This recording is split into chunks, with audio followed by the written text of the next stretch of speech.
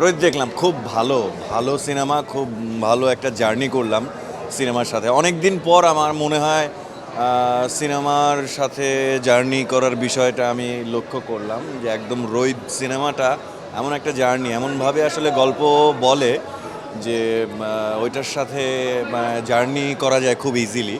এটা খুব ভালো দিক।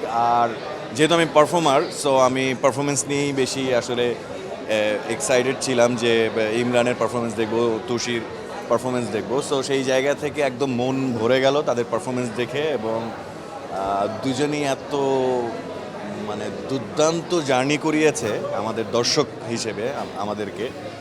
সো আমি টপ নচ পারফরমেন্স বলবো দুজনেরই, এবং দারুণ। এই সিনেমা যাদের ভালো লাগার কথা তাদের সত্যিই ভালো লাগবে, এবং সিনেমা ভালো লাগার মতো একটা সিনেমা।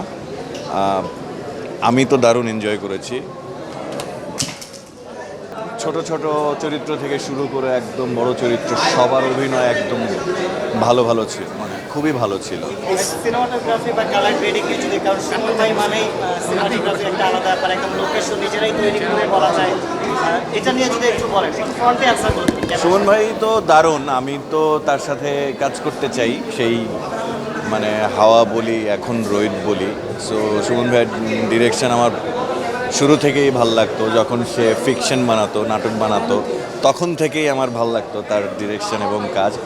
যদিও তার সাথে আমার কাজ হয়নি, কিন্তু আমি খুব এনজয় করেছি। হাওয়াও এনজয় করেছিলাম, এখন রোহিত ফিল্মটাও এনজয় করেছি খুব ঠিকঠাক মতো।